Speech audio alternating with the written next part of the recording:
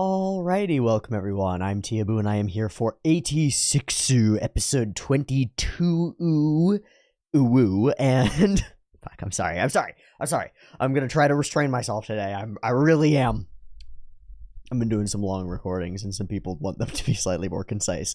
And I refuse! I will talk about what I want! No, I kid. I will talk about what I want until I don't want to talk about it anymore, because that's what I'm gonna do. But I'll try to at least restrain myself to talking about 86 in particular. So, here we are coming up on the penultimate episode of the show. And, oddly, I can't watch both episodes. And it feels scary. I don't know if I'm going to want to, but it feels... Because usually when I get to the last two episodes of the show, I very often like to drop them both together and watch them both together. And I literally cannot do that. And so I feel the pain of some of the people who waited for days and weeks and months for these episodes to come out. But, lucky me, I don't have to wait 86 days in between episodes 21 and 22. So at the very least, I can be happy about that. I just have to wait until next week for Vita to get the subs on the last episode to me, which is the main sticking point. Obviously, I could go and watch 23 without it, but I kind of figured that there might be some important dialogue in episode 23 that maybe I want to be translated as effectively as possible before I go and try to interpret it. That seems to be a good idea, and so we will limit ourselves and restrain ourselves a little bit further to only watching episode 22 today. Where are we at? Well, we did the thing. That's the biggest thing that's going on, is that we did the thing. We've spent like years, I hyperbolize, but we spent like years, decades, millennia, building up this whole Morpho situation and the fact that we need to go and kill it. And I've got some layered ideas about that I won't get too deep into. This idea that Kiria as a relative and like element of Sheen and a different perspective of who he could be given different circumstances, and really truly like an element of him. We see them with the same smile, and it's very clear to us that Sheen could become the monster that Kiria has become if he were to let himself go in that direction. And perhaps if he didn't have the people around him, or perhaps if he didn't have Frederica still, like there are all these layers, or perhaps if he didn't have the potential of Lena, which is an interesting concept because he currently believes he does not have the potential of Lena, and we know, watching this, that she's still out there. In fact, that she's quite nearby and is watching. So that's something interesting. There's something interesting there. There's something pretty interesting about killing a digital mirror of yourself who's kind of like you, but the worst you, and is like taking the goals that you have and running with them to the extremes and becoming a monster that's deeply destructive because he can't see what's going on around him. And there's the implication that you could be just like him, and instead, for the right reasons and the wrong reasons, you go and you kill him, and there's an explosion, and we don't know whether you'll survive the situation. Because he's you, and you went and you killed the you that is bad, and you figured it out. Like, you used your power to cause harm in order to cause harm to the thing that causes the most harm, and that has allowed you to, like, to be free a little bit, maybe. But I don't fucking know. It's complicated. It's way too complicated, and frankly, while I've been on this sort of role of looking at things through an allegorical or metaphorical lens, I have a lot of trouble looking at 86 through that lens, and I think that's because it's really complicated and well written, and I think that's a pretty good testament to the nature of the show. And it maybe means that I should spend more time investing into it and thinking about it and talking about it, but this might not be the time to do that, and maybe I should let us finish the entire show, and then if I have some unrestrainable thoughts that I need to get out, maybe I should do a 3-hour video after having watched the show about all the things that I think might be the case about the show, or things that I think I might have gotten wrong and maybe want to put straight or put correct after watching it and having seen the whole thing. So maybe that's what I should do instead of blathering about what I think might be what I think now. Seems reasonable. Hard to do, because when you're on a train of thought, you want to continue on that train of thought until it is exhausted. It genuinely hurts to stop yourself when you are on a train of thought, especially if you think that train of thought is valuable. But you can't get in the information that you need if you're just talking, so I guess I should spend some time fucking shutting up and listening. In the interest of doing that, let's talk about some comments in the comments section. From episode 21, I'm going to go through these from top comments downward and stop when I feel like we've run out of steam. You're going to try to limit this to 10 minutes, okay? I've recorded 6 minutes. At about 16 minutes into my recording, I want to stop and reevaluate whether going through more comments is worthwhile. And if we get there faster than that, then that's fine. Aether Draw, you bet. We waited 86 days for the next 2 eps. Even Lena's VA's mother was all about it, saying, "Are you really going to make me wait for the next one?" That's gotta be infuriating. I'm so glad I don't have to deal with it. But also kind of rad, and a great place to cliffhang, and fucking assholes. Like, what an asshole thing to do. I understand that you need to. I understand that, like, okay, maybe you fucked up the scheduling, but god, 86 days is too much. Too much. Texa Corp writes, I see the whole scene that Frederica sees at the end, so the 3 brothers, and the weird ethereal light, and the different uniforms, and, like, heaven or whatever the fuck that is. I don't know how to read it. It's weird and mystical and ethereal. I see the whole scene that Frederica sees at the end as a sort of what could have been moment. Nothing related to her powers even. This just could have happened. It isn't really even her seeing anything. Just a moment in time where she realizes that could have been, or what could have been, but she has to let go. Yeah, very good. Yes. A recognition that in a world where things work as they should, these 3 individuals would never have been at odds with each other. They would have been family, and they would have worked together, and they would have fought for the same things on the same side, and they would have seen eye to eye and been able to communicate and not been at each other's throats for reasons that are not their own, honestly, right? Because each of them is kind of co-opted by reasons that are bigger than them, you know? Like, both Rei and Kiria are sucked into the Legion because of their anger and because of their frustration and because of their failures. They're sucked into this mindless, hive mind, groupthink thing that is nothing but destructive, and that seems relevant to me. Because it could have been otherwise, right? It could have been otherwise. Yeah. Laconic Kibitz. Just one thing I felt that you missed, that I missed as well in my first watch, I did miss this, was that the Federacy's para-raids have a yellow light indicating connection, and a red light indicating disconnect. Raiden turns off both his and Frederica's para-raid before asking her if she's willing to leave them behind and save Sheen so that no one else hears the conversation.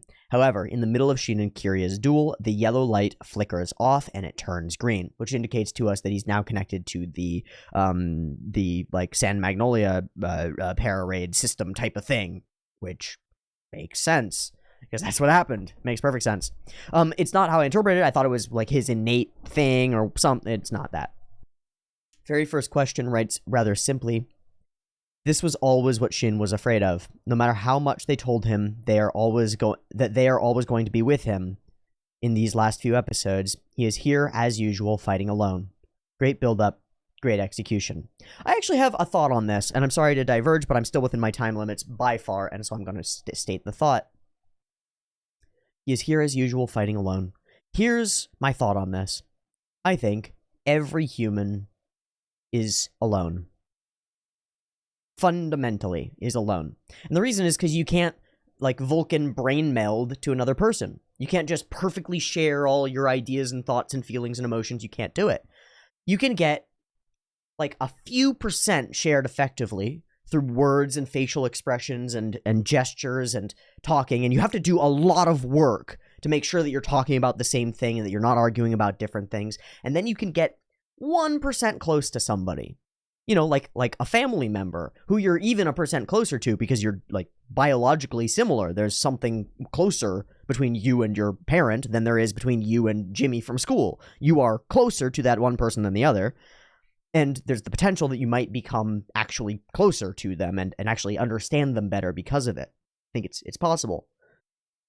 But still, even your absolute best friend, even your lover and mate for years, should you choose to have one, will never actually understand you, and there will always be friction in the communication between the two of you because you are not the same person, no matter what.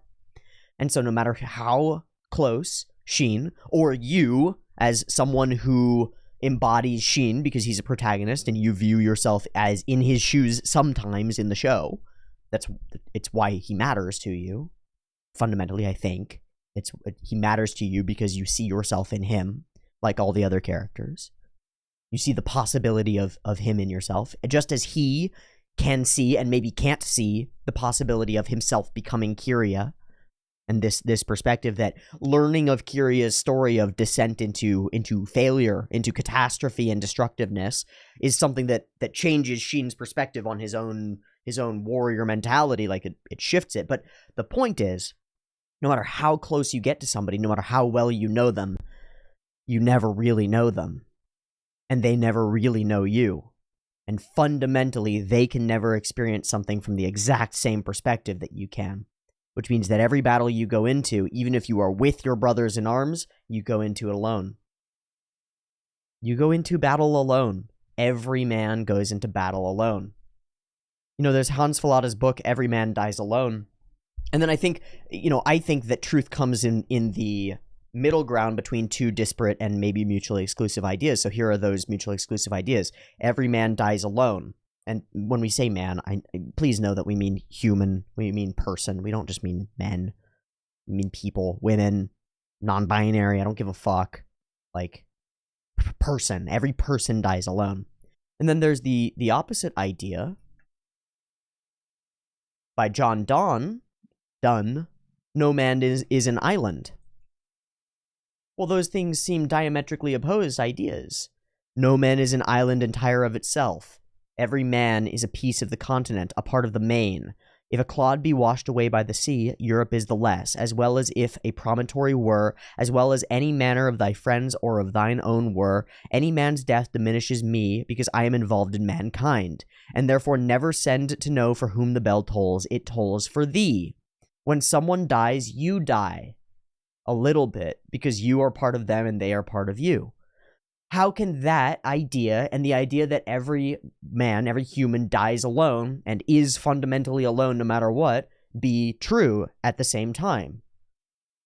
Because they're both true, even though they're contradictory. How weird is that? No man is an island entire of itself, but also every man dies alone. So Sheen, as he goes into battle, he is alone, completely, and yet he is not alone. Right? Because Frederica is there with him. And the spirits, even without the visualization of it, the spirit of his friends brought him to this point, and he could not have gotten to this point without them.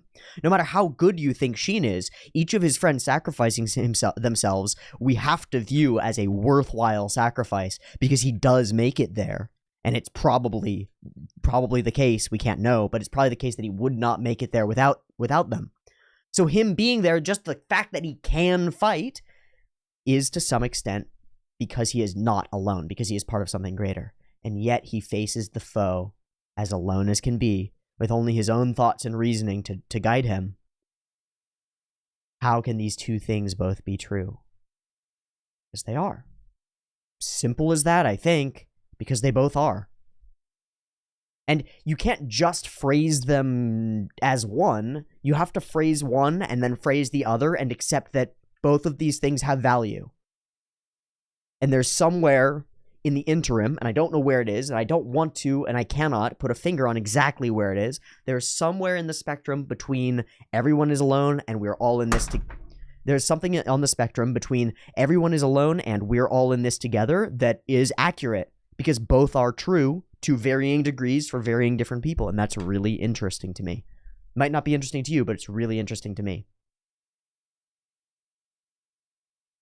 Sky Fox, something I feel gets overlooked is Sheen being labeled the Reaper. While it seems like a cool nickname, it was definitely a derisive term that only began to lose that stigma once he made it to Spearhead. Sheen has been in a bunch of units, has had to execute fallen processors because he's one of the very few who knows what the Legion are doing with the brains, and is always touted as the last survivor. On top of the racial discrimination faced amongst the 86, his parents are from Giad. His reputation was probably very similar to what we saw once he was introduced to the Federacy's army, an omen of death, a bad luck charm that will end up being the only survivor while everyone else dies. He begins to fully internalize that moniker to the point where he doesn't really see a future, only a time where he's eventually going to be all alone with no reason to live. I'll extract a lesson from this. We just hit the 16-minute mark.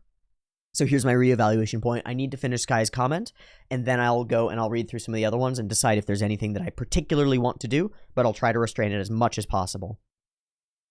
I fully and hard agree with everything that Sky wrote.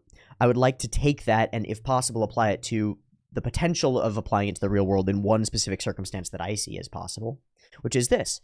If you tell a person, for example, a young man, that they are a destructive force and that they are wrong inherently, and that they are inherently biased, or inherently their existence is one entirely of this, that, and the other, and they are bad, and you get them to internalize that, they might start acting it out. It might behoove us to be careful what we tell people about themselves. Especially when that thing that we tell them about themselves is that they're wrong and potentially unforgivable, which seems to happen more frequently than you might want to admit, because it does. And it's scary, and I'd like you to think about that.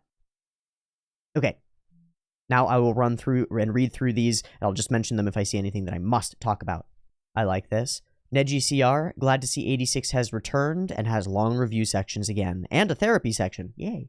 The show's peaks are very high. It makes me feel things I don't want to, but should, to better understand myself.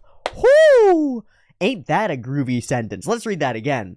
It makes me feel things I don't want to, but should, to better understand myself. Oh, woohoo! Glorious wisdom there, indeed. That's a knockout thought you just had there, Neji CR. Ooh, the thing that hurts me makes me reevaluate myself. Yes. Yes. Good. Evaluate yourself in the light of truth. Andrea Lorenzi. I just want to comment on this one because it makes me so happy. They post at 42 minutes flat. You do this to me. You change the way I watch and look at media in general. Thank you for making the decision to create this channel, and thank God I discovered it. At that point in the video, I'm mostly, I believe, talking about how, like, what I want is to get people to open their minds to the idea that media can affect them and, like, have import, you know? Because I spent years of my life watching anime with all my free time and like using it as the thing I was using to avoid doing what I was supposed to be doing, right? And the entire time I was like, fuck, I'm just wasting my life. And then I had a couple of revelations about my life, and I was like, oh shit, the thing that I think is wasting my life is the most important thing in my life. And there's value in it. And maybe I should share that so that people stop feeling fucking bad about being weebs. And that was the core in a lot of ways. It was like, 1, there's useful stuff in anime. Whoa, cool idea. 2, if there's useful stuff in anime, maybe I don't have to be ashamed of spending my time watching anime, because I was. And that's crazy, right? But it's not that crazy, you know? If you grew up in a household like mine, where your parents, specifically your father, are telling you all the time that physical labor is the only way, and you are spending all your time watching these stories about people figuring out their own paths and, like, believing in what they believe in and forging out into the world even though it's difficult, and you start internalizing those lessons, and there starts to be a little bit of a mismatch with reality, where your reality is like, I'm wasting my life sitting and watching anime when I should be doing the gardening. And it's like, yeah, maybe, but maybe there's something else that you're doing here, and maybe you should listen to your brain as it goes, you need to see this now. You need to experience more of this now. And it's like, what am I doing there? Why am I compelled to waste hours of my life watching stories? Well, the presupposition is that's a waste. If you back up from that presupposition and you say, well, what if it isn't a waste? What if I'm doing something there? What if there's something going on there? Because I'm paying as much rapt attention as you would hope a student would at a really quality lecture. So what am I learning? And once I took a step back and started recognizing that, 1, I was learning things, and 2, the things I was learning were important to me, suddenly I had to share that. And look, and lo, what has happened? Well, some good stuff. My life is better after having shared that. And based on the self-reports of a few people, now Andrea Lorenzi included, it seems like that revelation has meant something to some other people. Seems like I might be onto something. I could be wrong, and I could be barreling down the worst possible path, and I'm trying to be as aware of that as I can. But it feels like maybe I'm onto something. Maybe there's something worthwhile here in this idea that, like, hey, maybe watching media is a good idea, and maybe these stories have a meaning. That would be really cool.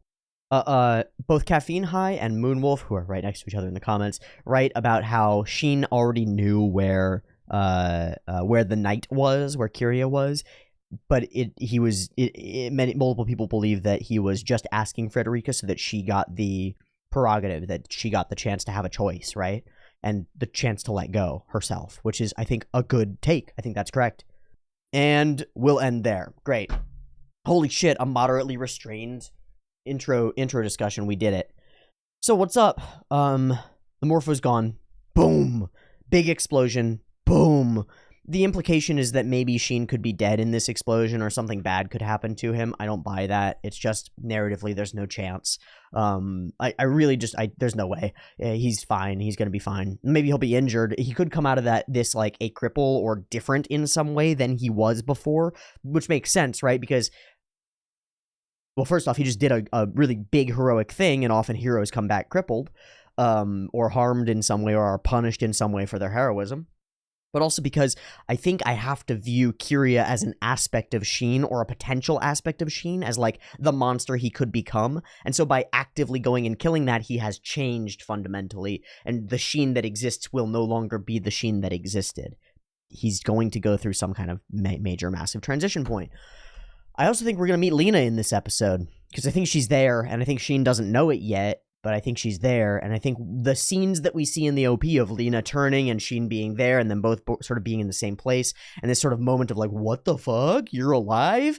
Is really compelling, and I think we're going to get that right now. And then I would expect that the final episode will be some kind of culmination fulfillment. We're moving together in unison toward a better social structure without the Legion around, and without the authoritarian hierarchies that have been, we did the full like cleansing of San Magnolia. This corrupt city-state has to fall.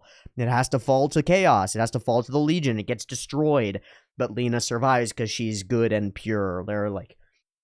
There are some elements here, whatever. I think that's going to come to a head, and I think next episode will be the how do we even rebuild sort of a thought process episode with an ending where, we're sort of theoretically or metaphorically looking out toward potential, because, the show will end without everything being completely resolved, because the world has not returned to a perfect state of like harmony. We haven't returned to a perfectly steady state world. And so I think we'll aim toward that, right? Which is what the driving off into the sunset sort of vibe at the end of a film is, fundamentally, is like, we don't know what the future holds, but at least we're moving toward a future, and we're aligned in unison, and we're going in a direction together.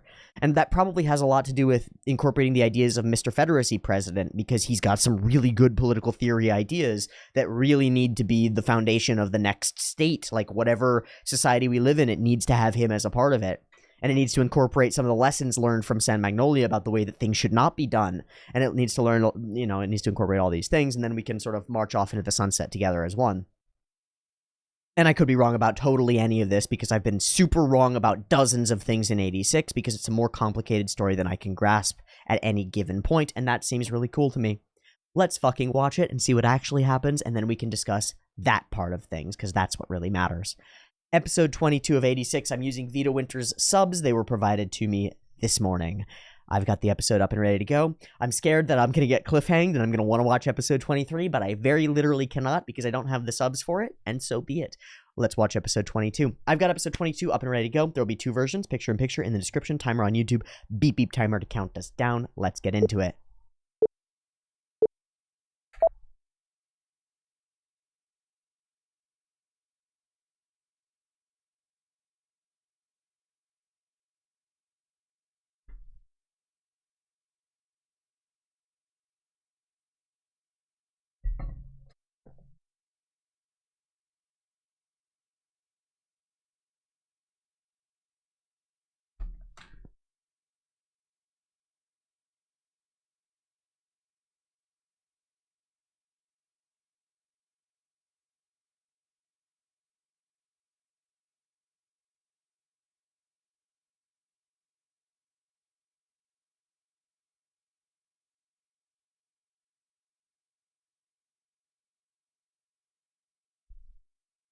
Sorry, I should have gotten my notes in order before doing this. I fucked it up. Ugh. God, I hope I didn't miss an OP change. I haven't seen one yet, but fuck, I'm not paying that much attention. I'll fix that. I'm sorry.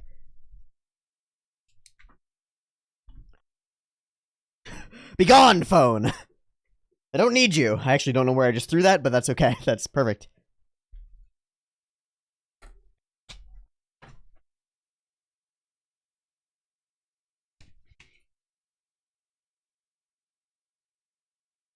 This is 0 milligrams, by the way. I have quit nicotine.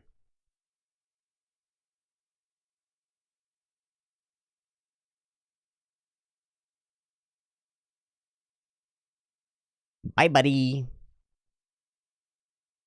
Okay, so we're reliving in silence.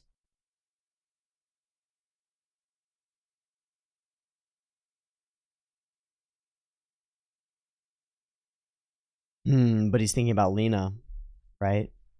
The dead are dead. Maybe. I could be wrong. So the dead should just move on.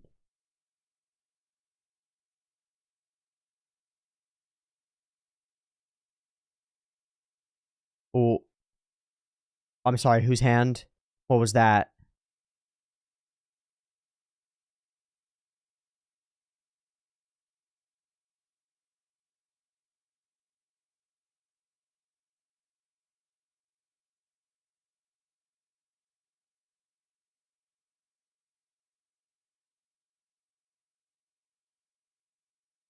The monster dragging you in.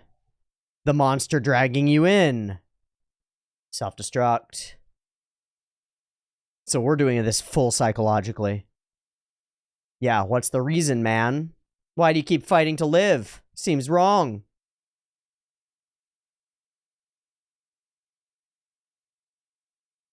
Great screechy strings as well. Really good at creating like discord and chaos in the brain.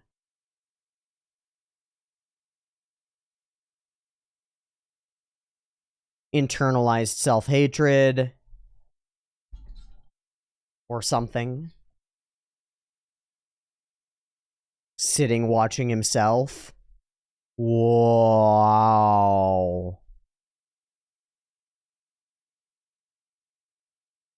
The neck wrap is like armor. If not for me. Huh. Just what we were saying. You tell a young man that he's a monster long enough and he believes it.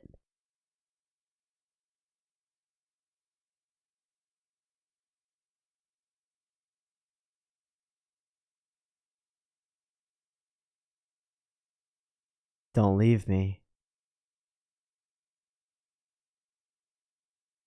And all of the family that you've lost. Oh man, all of them bloody. Oh, that's gotta hurt.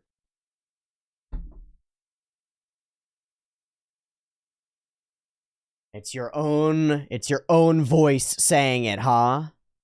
And it's in contrast with reality. Your viewpoint of reality is flawed. Your viewpoint of reality is flawed. How can you hate yourself when we all love you? Whoa.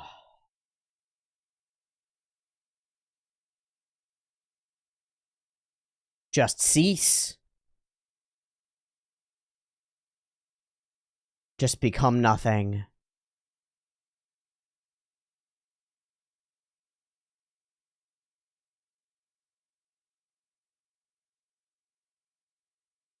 And you can't break it off. The label that you've internalized is you.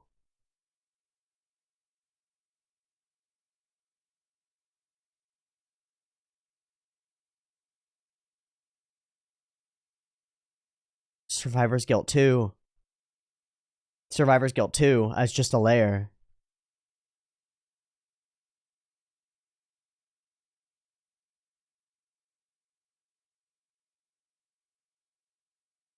He doesn't get an end. He wants one so badly.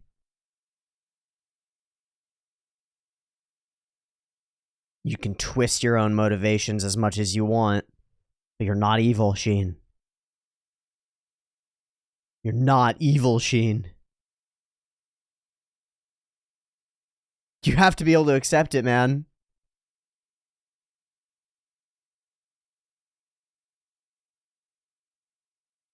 Yeah. Yeah. Yes. You feel unworthy. You feel undeserving. You feel like an imposter. Fuck.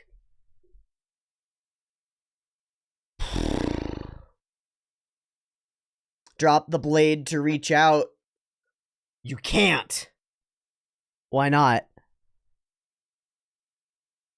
Because it hurts? I don't get it.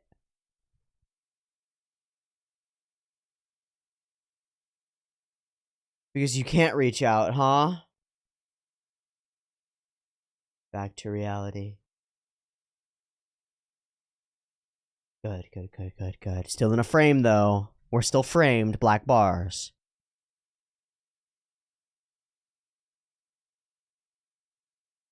Aftermath, and he's alive again.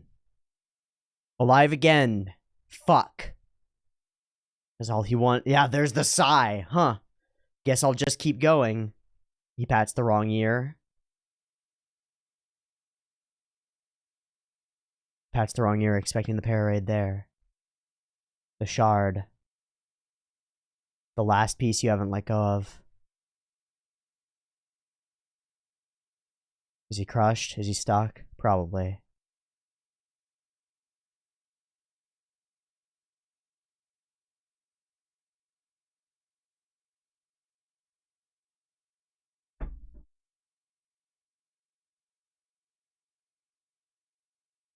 What?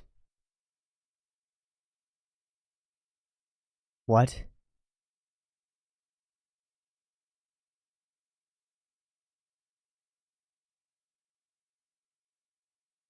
What?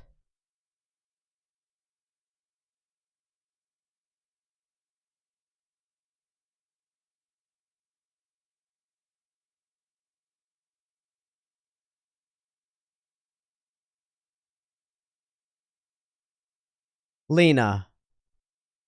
Lena. Yep. Yep. It has to be that. Because in the moment he refuses to save himself, she steps in. The moment he chooses to die, she doesn't let it happen. Let's go. And there she is. Truly the emblem of the goddess, the false goddess of her country. And she walks dispelling the Eintagsfliege, dispelling your false thoughts. Yep. Because her love is the only love that matters to you. Ha! Oh, they did a damn good job. That's crazy. That's crazy. They did a really good job. Sheen, death. Because of course it is. You have to die. That darkness voice inside of you is wrong.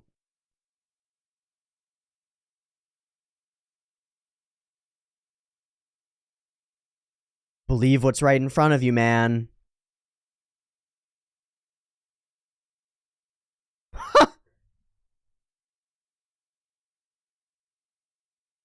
Has he not recognized?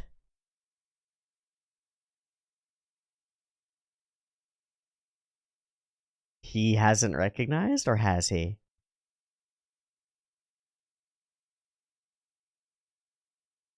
It's all formal. Oh, now we can hear. But not really. Why are you on this awful mission alone? Because of course I am.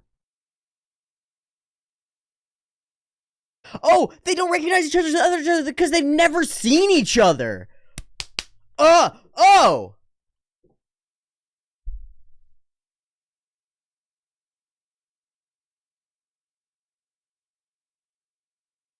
How dare you? I can't just abandon my country and my subordinates and go with you.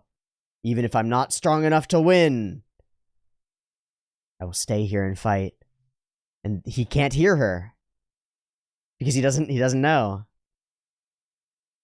The philosophical discussion. What's the point? Projecting. Did she just realize that the possibility?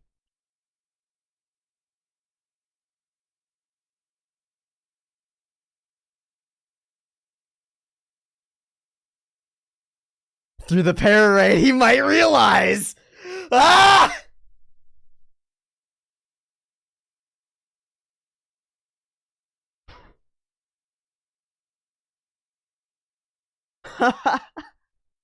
Fucking assholes, what a great way to do this scene.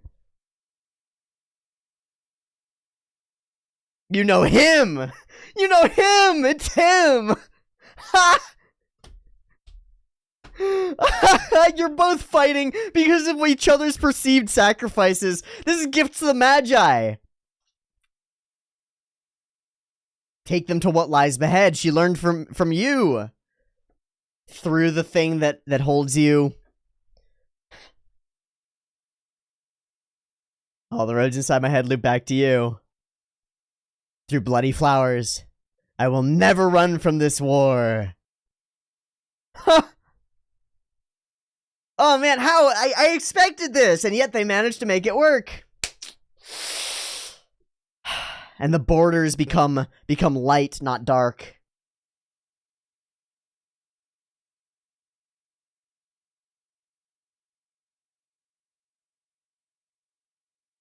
Yeah, what do you know that I don't know? Because that's the question he wants answered. And that's enough? It's what you were asked too. If it could be enough for you. I will never forget you. They warned me. They warned me.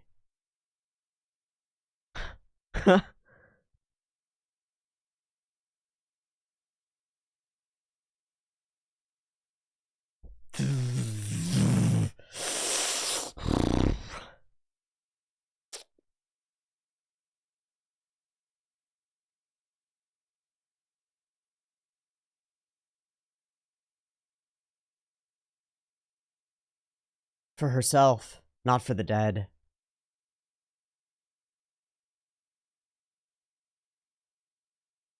And the chance is almost gone.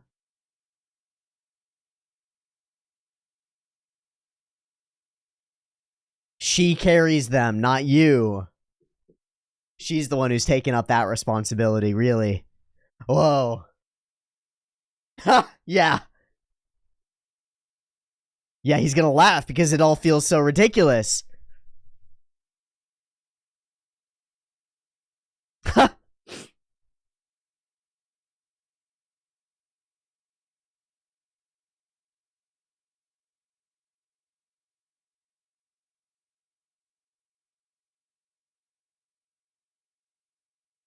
Sano, drop!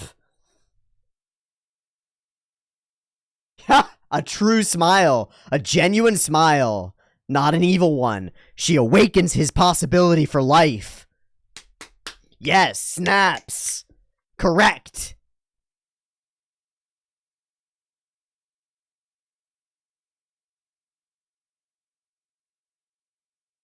Welcome to the light. You have to make the choice. Open yourself to the world. Become vulnerable. And maybe you'll be able to see eye to eye just a little bit. Just a little bit. Danger. Oh, and he can't. He can't. Circumstance demands that it is impossible. But you have friends to rely on. Yeah, you can't fight.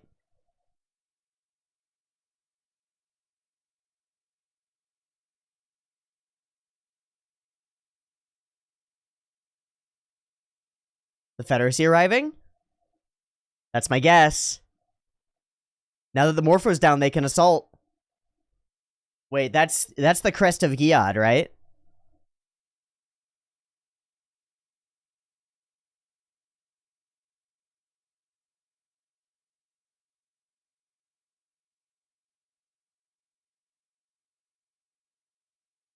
Oh, that mark! Ha! Say it! Kiklops, fucking say it! Kiklopsu!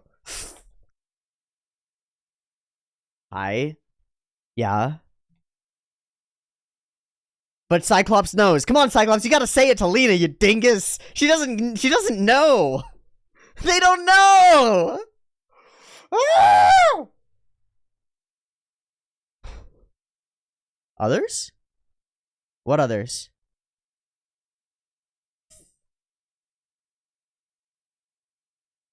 Quintuple fuck you show. Actually, I think this part's wrong. I disagree. I disagree. I get that this is very good feeling, but this is wrong. They should have sacrificed themselves and be gone. I'm gonna stand on by that. But okay, great, good. I can dismiss it. I don't care. Uh-huh. Uh-huh.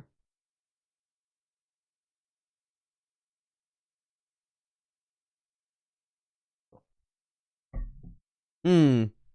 Hmm. Pretty miraculous. Yeah, I mean, I get thematically it's perfect. Thematically it's perfect. You succeeded and you saved them all to some extent.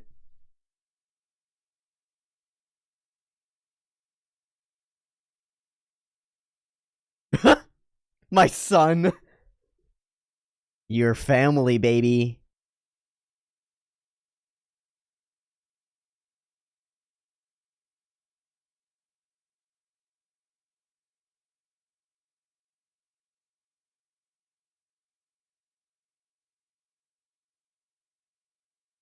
Cool.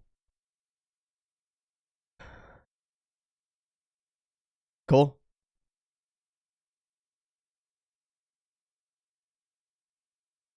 Super makes sense. Yeah, we gotta clear that house out.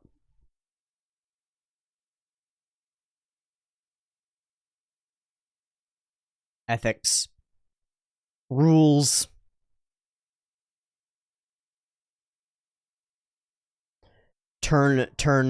Yeah.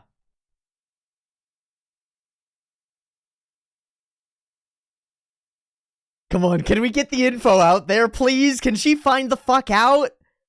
No, will remain. Yeah, of course. No. But balance in the idea, right? I don't want to save them, but I don't want them to die.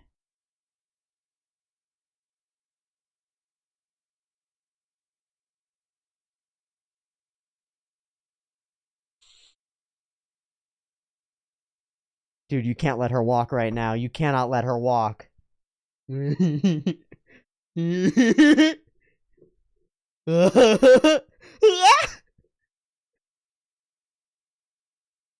That's just great. She still doesn't know. This is hurting me.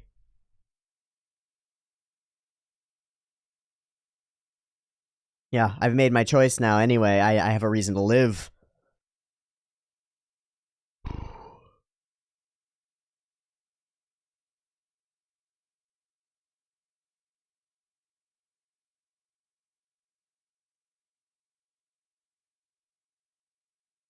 Wrapped you and surround and pushed you away, huh?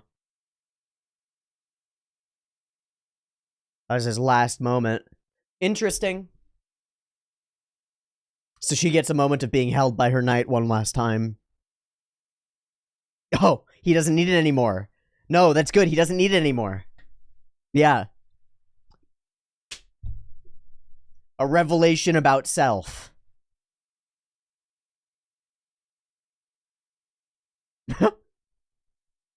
Yes. A hardened, hard-shelled softie. Soft-boiled egg.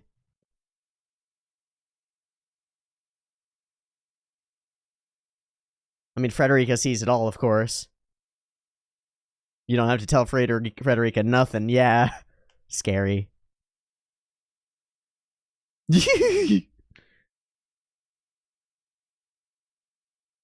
Vladilise and Milena. Yep. Yeah, there fucking is. Actually, I really want you to play matchmaker here, Frederica.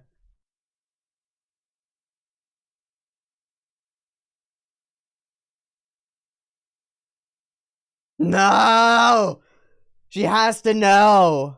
Bye! Bye, weird person I don't know who's important. Fuck! Why? What's not right yet? I have to put myself in order first. Okay. I like that. I've recognized who she is and how I feel about her, but I'm not ready. I'm not good enough. Yeah.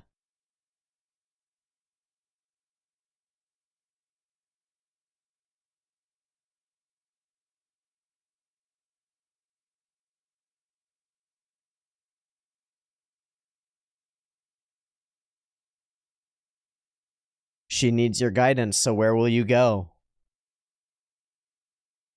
You can go anywhere. Huh. And he is out of his coffin. And he cuts his way out of his coffin and enters freedom. And reaches out for her. And for the wild sky beyond.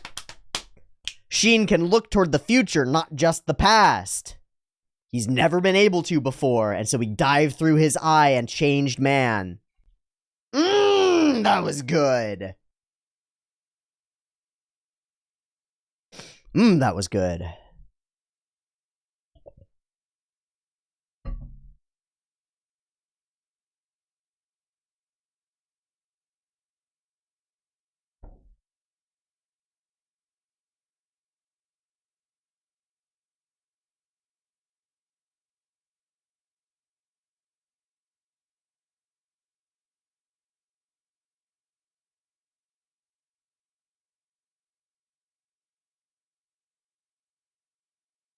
Assholes. Asshole. Fuck you. Was she ugly? Fat? White pig? Evil? A monster? Oh, so now we get to do the matchmaking thing? This is cute. So we get to deal with this next episode.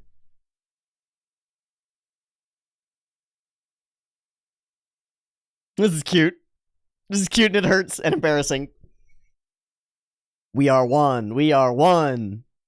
Fight to survive. Don't give up.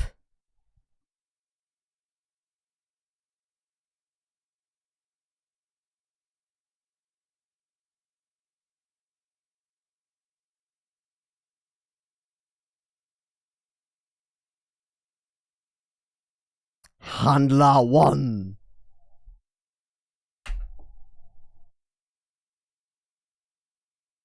I give it a 9.9. This is a pretty damn good episode. This is a pretty damn good episode. 21 episodes to get to this point, and we do revelation over the course of this one. A whole bunch of things, a whole bunch of the reasons Sheen has been acting and being and existing and thinking the way that he is come to a head, and he has to face them. And he faces them after the moment of choice, not in it, because he can't think in it. He has to face them after the moment of decision, after the Morpho is gone. And it's gone. Now what? The biggest question in the world, the most difficult question to answer. You've reached your goal. You've reached the pinnacle. Where do you go from there? Because up seems harder. Down seems more likely. What are you going to do? You got to what you wanted. Was it what you wanted? All these things become turmoil, become horrifying. Okay. The OP, the beginning. We relive this sequence. The general direction and audio, the flow of scenes for this to relive these moments in a way that feels like we're experiencing them in a new light is very difficult, and it deserves a lot of respect, and I have nothing but respect for the flow and feel and direction of the scene. If I recall correctly, it was directly storyboarded and directed by one individual, and it shows there's a very distinct viewpoint. It's got an auteur viewpoint feel. The same thing that when you watch a Satoshi Kon project, or a Masaki Yuasa project, or many other specific animators or specific directors or creators, there's a viewpoint, a specific point of view. And this one is very correct. It's very specific. And whoever was doing that storyboarding and wrangling managed to wrangle the entirety of the staff and get them all directed in one direction to make this episode happen. And that's awesome. Because it happened, and it works, and it's correct. I mean, the episode itself, the reason that we think it's good is because it does the things properly. It resolves the problems in a way that feels valid and valuable. And it does it. And it's magic. It's genuinely magic. Otherwise, why would it have such an emotional impact on me, one of the more jaded people that I know? But it has that emotional impact on me, and it did. The living can never interact with them. They are gone. There's no point. Sheen's perspective, the nihilist perspective, everyone's gone. There is no reason to be. There is no reason to exist anymore. So that goes for you too. You have nothing left. And as he holds the gun to the head of the monster, Kiria is the monster, right? He is both the worst thing that we can imagine and the thing that Sheen could so easily become. And as he holds the gun to it, it drags him closer to itself, and he has to yank himself away and actively choose to pull away from it and extract his hand from its grasp because it wants to take hold of him. That seems right. And he is flung, not specifically, but in a white void of oblivion with no anchor. Unhinged, unattached. And in the state of being unhinged and attached, his brain thinks of everything wrong he's ever done, and everything wrong that's ever been done to him. And most importantly, I think, the internalized representations of himself as unworthy. As the worst. As an albatross. As a monster. As an ill omen. As a destructive force, and as an 86, as worthless, as useless, as only good for cannon fodder. His own brother, his own family telling him that everything is his fault. And he gets to sit in this room uncomfortable, and he watches his former self. He watches this experience. He gets to watch it from the side of his eye and examine what he thinks and why he thinks the way that he does. And as he stands up for this moment, he's wreathed in the scarf, in the neck scarf. Why? Because it's armor. It's the thing that binds him together. It's that the damage is here, and then this wraps around and holds it together and hides it from the world. There's something to it. It's the suit that he puts on. It's his armor. It's his clothing. If it weren't for you, and we pan over to the ideal of the heroic brother, and he has to walk away from it. And all he gets for his trouble is a scar on his neck and a scarf that he can't get rid of, like a weight that he carries with him. Because it's a weight around his neck, just like an albatross around someone's neck. If it weren't for you, if it weren't for you, if it weren't for you, Shinigami. And there's a clash here, because Shin views himself as worthless and irredeemable. And everyone he's ever met says it's not the case. Every one of them smiles at him, looks him in the eye, and says, "Thank you." And he can't believe it, because he thinks he's broken. This is getting me to tear up again.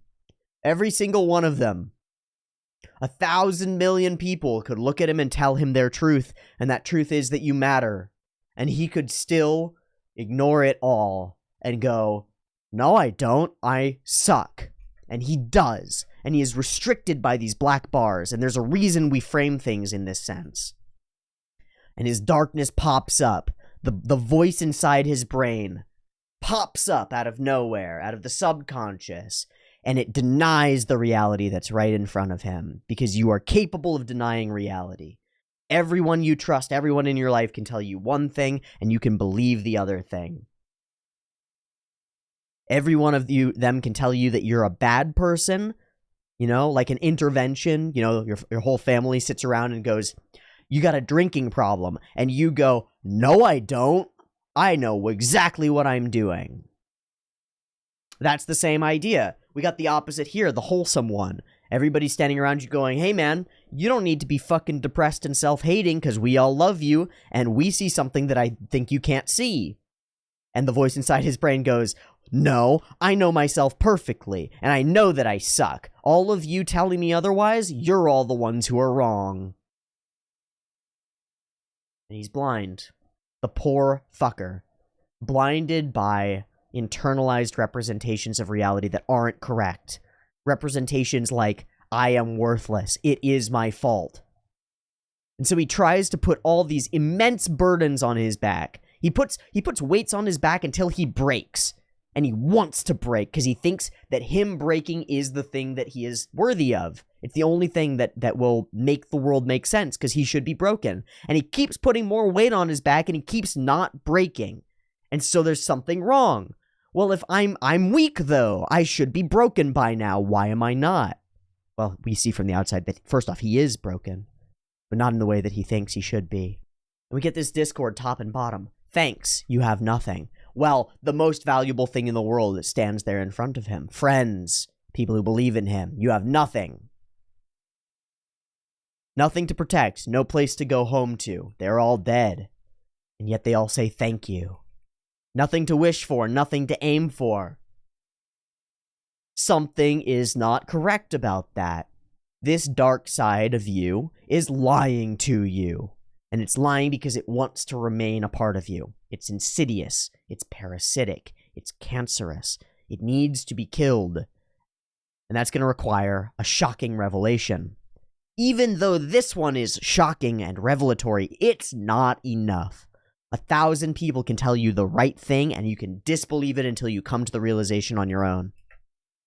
Not even anyone to call out for you as you die. Because you're alone now, right? Not a single reason to live.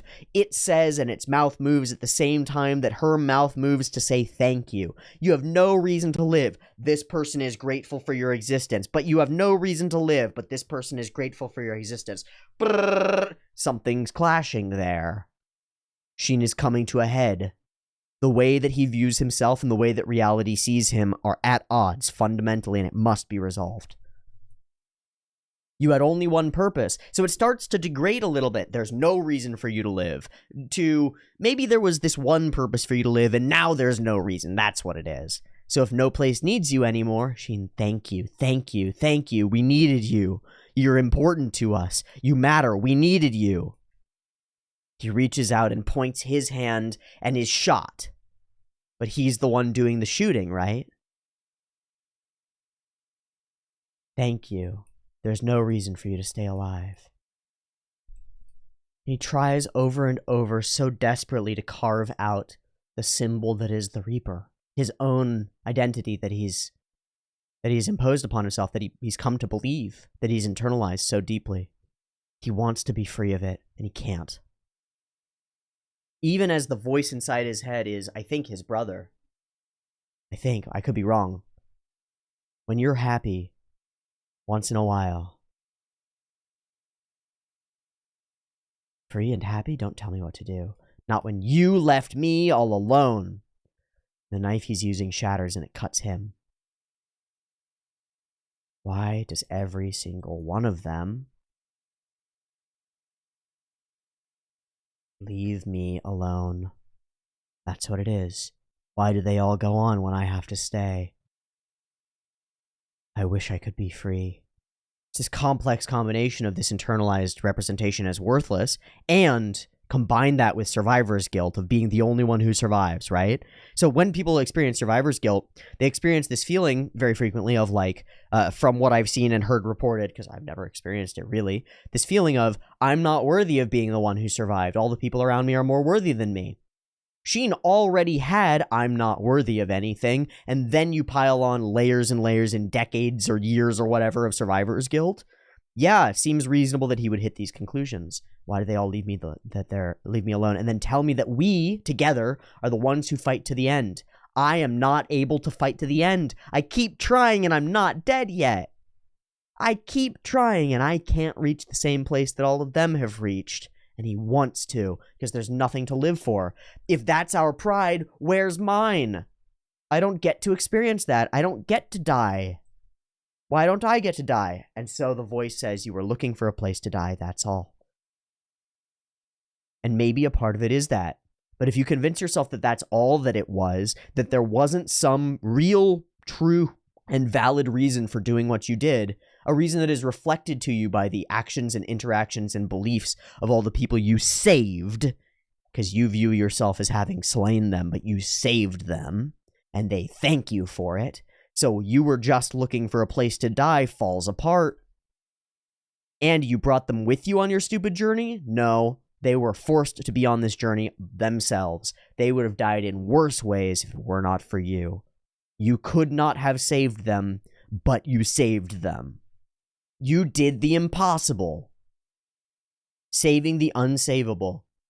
You did it. Just by respecting them. And so we get this one. The most impactful casualty, maybe, which is strange, isn't it? Because he's innocent.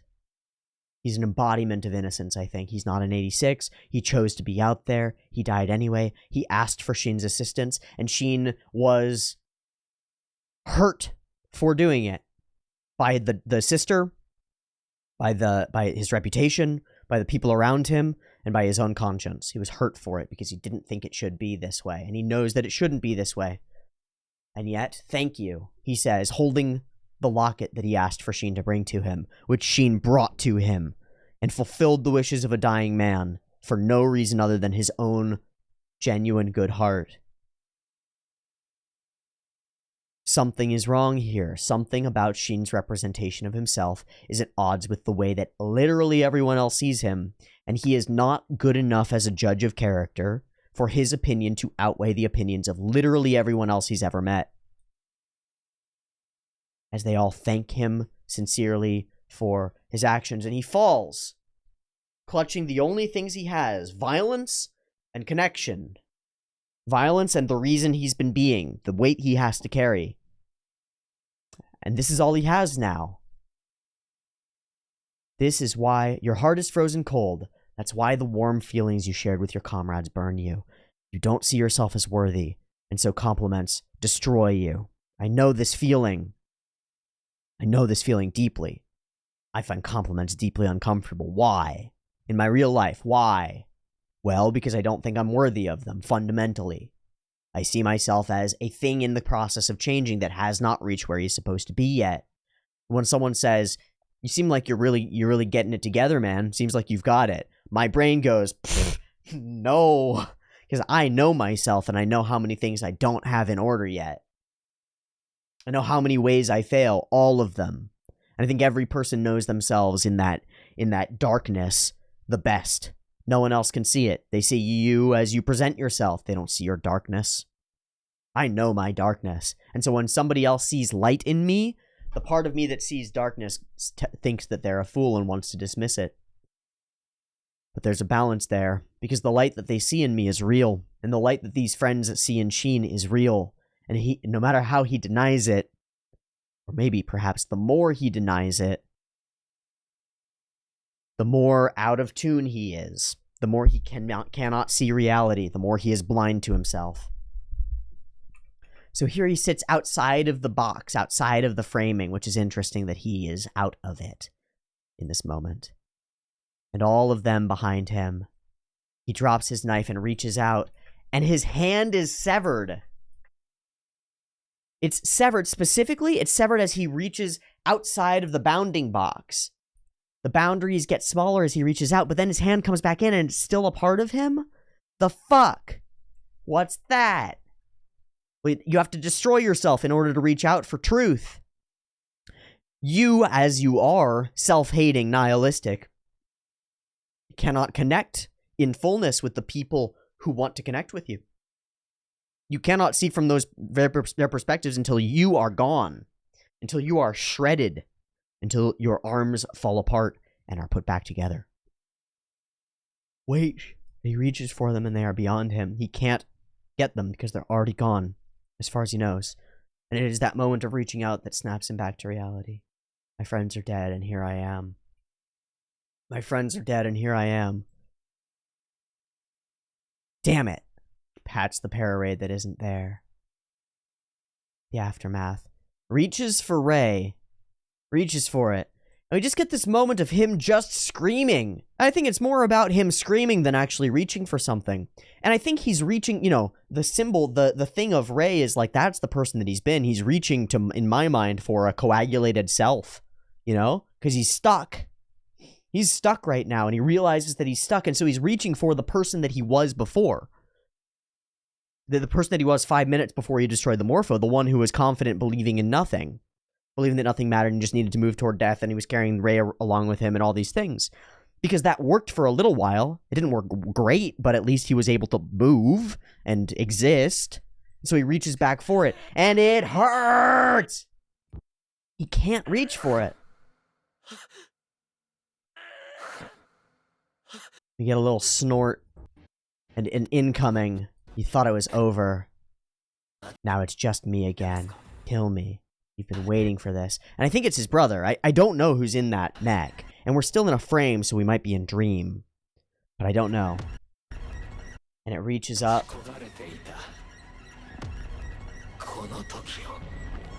And of course it's her. Who else would it be? How else could it be? the person he most connected with. She steps outside of the framing, right? The black bars that are our border. She is capable of stepping through realities. You frame reality this way, Sheen. I am outside of that. I am beyond it. Safe. What? But I was so sure, and he was ready for that to happen, to die.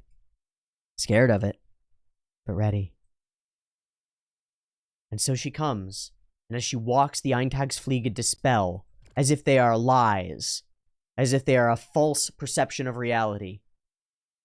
They scatter away from this emblem of truth that is Lena, this goddess, because she, with the stripe in her hair, with the uniform on, with the gun on her back, she is the real manifestation of the false ideal that was San Magnolia herself.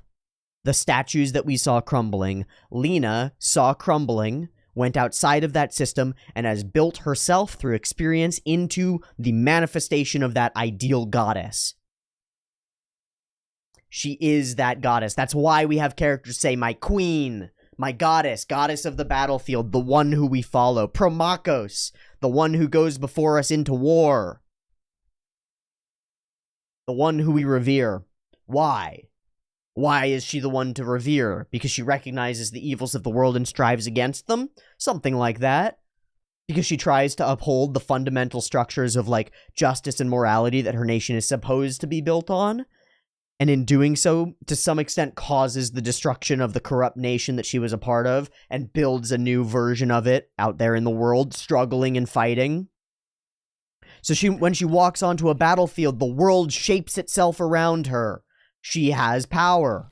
Power over lies. Eintagsfliege are literally the thing that prevents people in this world from communicating, right? They're literally chaff in the sky that prevents electromagnetic communication, prevents people from talking. Except via pararaids, which is like mind linking and really understanding someone. So there's something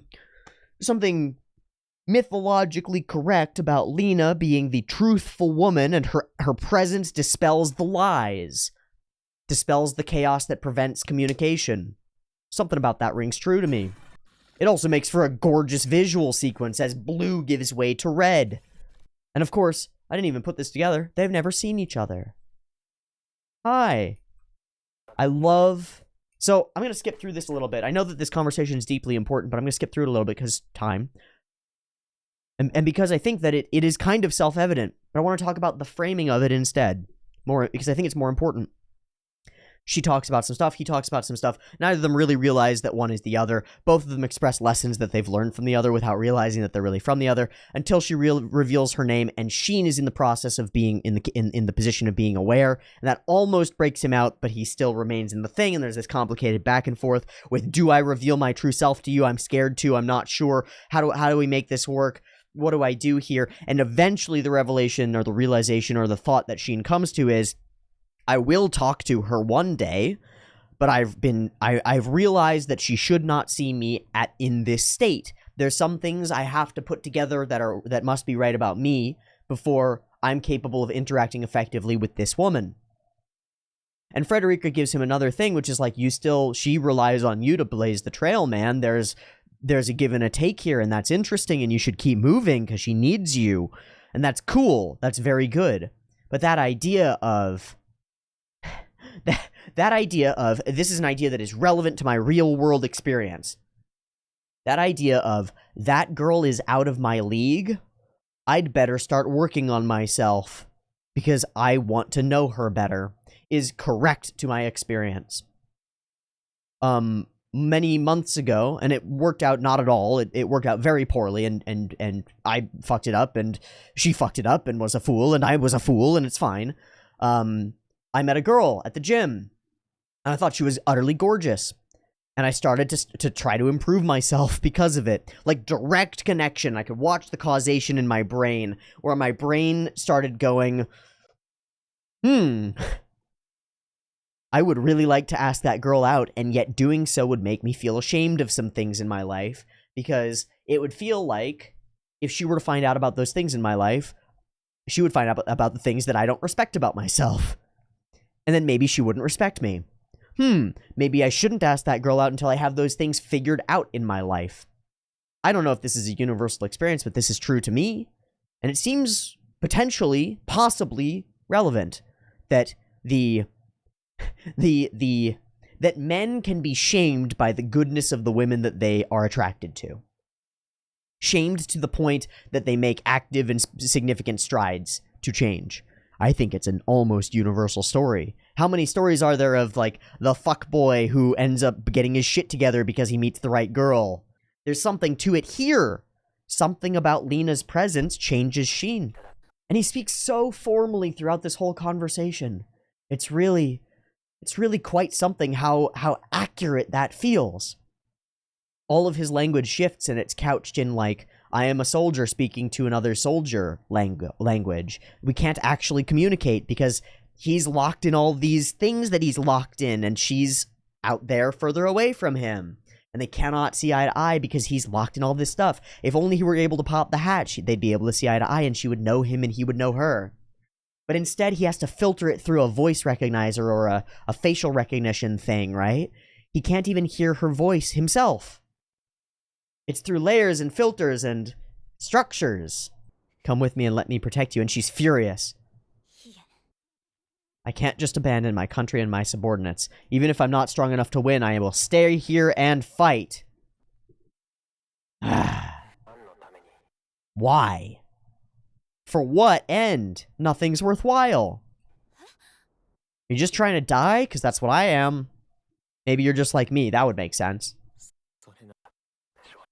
It would have been done better to not fight at all. And she steps forward. She tells her soldiers to stay back. And connects to all the para-raids, which means connecting to his. And for the first time, hearing her voice in a different context, he hears her and recognizes her. Isn't that so weird? That he can't hear her until he hears her in the way that he heard her before. It's like how you get in an argument with somebody and nothing they say slides into your brain. It all bounces right off until something clicks. My queen. And he starts to realize, even if I'm not strong enough to win, I won't embarrass myself by giving up and falling to my knees. I'll fight to the end. I'll keep fighting until the very last moment of my life. Why? Because I know people. I know a person who lived that way. And they believed that I could do the same. And their actions would shame me if I could not. So I will. Until I can take them to what lies ahead. Wasn't that what you were fighting for, Sheen? Are you not reminded by yourself? Do you not remember the state of being driven? And he does remember. Oh, the thing I'm missing. Lena. And everything she symbolizes. And her passion. And her belief. Oh. I forgot. And she won't let you forget.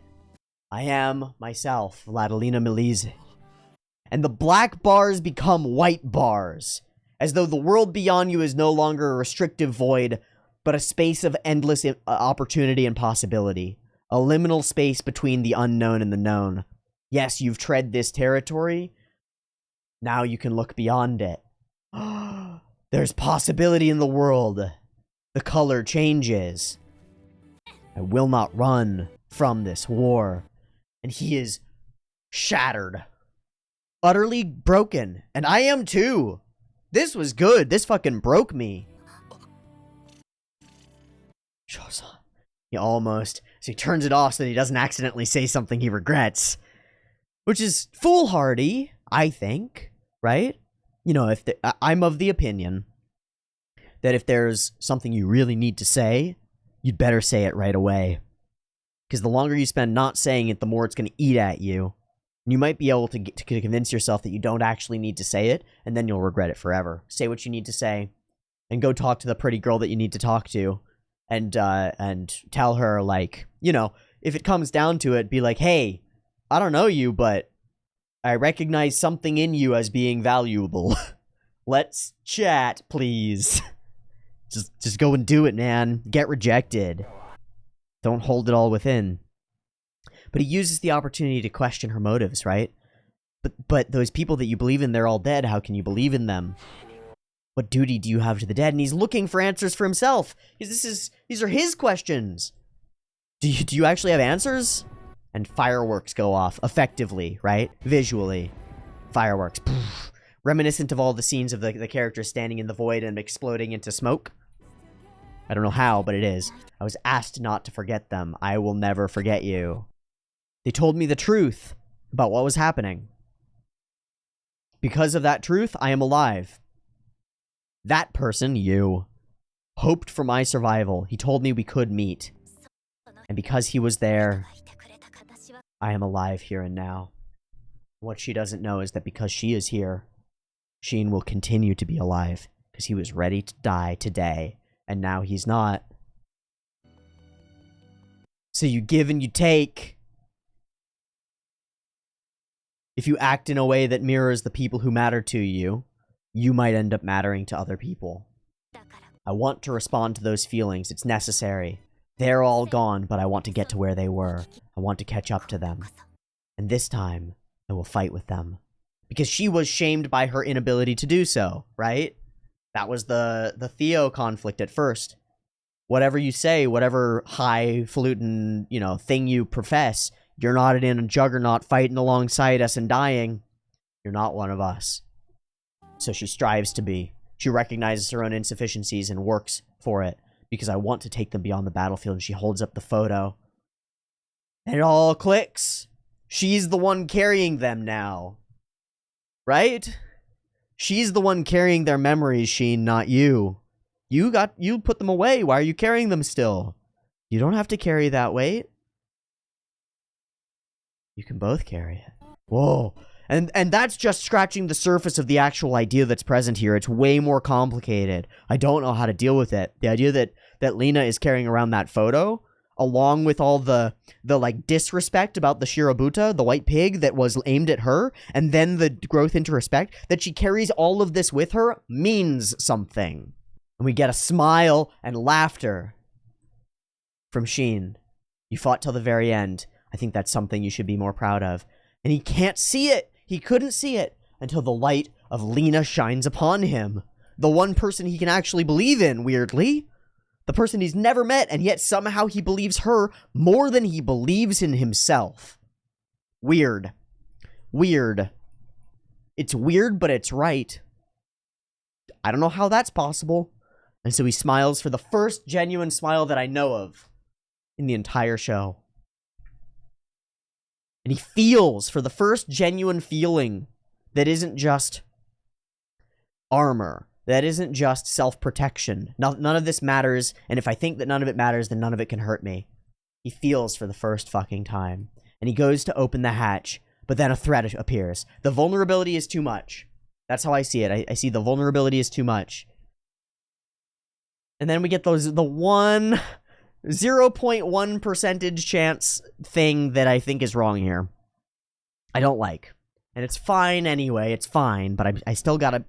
If I've got 1% of a gripe with the entire episode. Everything in it is perfect, except that all of them are fucking alive. I think they should be dead. I get why it's this way, because it's more emotionally resonant, and it's like, all you had to do was realize that all of these things matter, and the things that matter are not gone, right? When you say that nothing is worth anything, then all the things that matter to you disappear. You know? If you find yourself slipping into nihilism, you're also going to find yourself slipping away from all the things that you care about and love, and you'll look back on yourself and be like, man, I used to really care about sculpture. Why don't I give a shit about that anymore? I used to really care about reading books. Why don't I care about that anymore? That's weird. Well, it's because you've fundamentally internalized the idea that nothing matters. And so if nothing matters, why would that matter? So the idea that just by realizing what's worth it in the world, the things that are worth it in the world will appear to you, tracks. The actual storytelling around all of these characters explicitly getting exploded by giant railguns, like specifically Kurena, and then twice the second time on Raiden, right? Where we watch his whole mech fucking explode, and we sort of tongue-in-cheek it, where he's like, well, we all miraculously survived, who knows? It's a little much. I don't like that very much. It feels a little bit over-convenient. I get it narratively. I I don't like the contrivance of it, partly because I think that if I have that response to it, that other people who don't see it from the same perspective will have that response and go, the fuck, that's so stupid. They fucked up the ending. They fucked up the ending because they made all the characters come back. I don't think they did fuck up the ending. I don't think it takes away from it that much. I don't really mind. And it works, like, metaphorically. The metaphor is perfect, and so I don't mind it one bit. But I do mind it one bit because, you know, character death, man. It needs to have some meaning. It needs to have some meaning. It's okay. So we connect to everybody, and then to our allies. All of them are alive, and he's in shock and glory and beauty, and it's wonderful and it's great. And we get this great scene of Raiden going, nobody left you behind. It was all in your head, basically, right? You convinced yourself of all of these wrong things, and that's cool. We talk to Ernst, and he's like, my son, we've already made contact. We will rescue within Santa Magnolia, and we have good reasons to do it. You don't want to go back there, but there are things you want to fight for there. There are people you want to survive. The gun you gave me is lost. Oh, it's fine. In the end, it was just an excuse to go back to the battlefield. Boom, I don't need it anymore. He's been carrying this tool around with him. Death, destruction, the ability to kill your friends. The need to kill your friends. And he's able to cast it aside, and with it, to some extent, the mantle of Reaper. That's why he gets out of here, right? Once Lena is there, he can once Lena is gone in this moment. Are you sure you didn't want to give her your name? And he says, no, she's going to catch up with me. It wouldn't be right if she caught up to me in this state, so I gotta move forward. What she sees, it shouldn't be a battlefield like this. I will change myself so that she sees me in the right way. You have your answer. If she's going forward, she needs your back to look at, to blaze the trail. She follows the path that you create. So where will you go? And she goes, whoa, I've never thought about that before. But as soon as you ask, where should I go, the answer appears to you. Because you realize you don't know. So, what's this scene? The coffin opens. He frees himself of his bonds. Because he's bound here to this fucking symbol. The coffin opens. He cuts himself out. Why? Because it's more visceral than just unclicking a seatbelt. He has to cut free. He has to reach freedom. He has to cut away the chaff, cut away the cancer that's inside his damn brain. The stuff that's eating him alive. Because it's wrong. And he steps forward beyond the frame of the camera, beyond what we can see, eyes cast above the horizon, eyes looking forward, moving in a direction that we do not see before us. And he reaches out toward Lena and toward the sky because the two are one to him. She is the emblem of everything I could reach for. And for a moment, he is stable. The first moment that Sheen has been stable in our entire series. And we get to make fun of him for it. And move forward into the future. And next episode. Next week, we're going to get to find out about Handler 1. I think this is a nearly perfect episode. I mentioned my only gripe. Feel free to argue about it. I've misinterpreted probably half a dozen things in this episode, and I've interpreted them correctly because I'm right and wrong because everything is subjective, but also things have meaning that is there. If you want to argue any of the points that I've made, do it. Fucking do it. Do it in good faith. Think it through, and nothing will come out of it but love and growth for all of us. And it will be awesome. If there's anything that you think I missed, tell me about it. I'd love to know, because this is an important episode and it means something. And I'm happy to go back and think about it some more. And I'd be happy to have a 2-hour comment discussion on the next week's episode if that's what it takes. I don't know if it will be, but I'm willing to if that's necessary. I want to talk this out until we get some of the things in this episode and in this show ironed out to a place where I feel satisfied with them. Unfortunately, I'm the one in power here, because when I feel satisfied, we can move on, and you might not feel satisfied. But that's the way it is. I'm sorry. Straight up. I'm just sorry.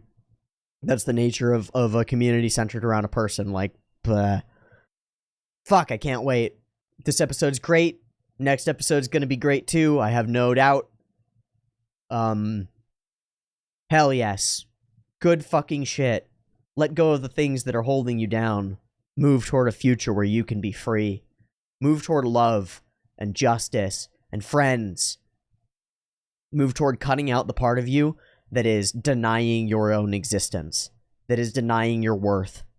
If you've got earworms inside your brain that are saying, maybe I'm just not good enough, you're gonna have to go and kill them. Go and kill them, baby.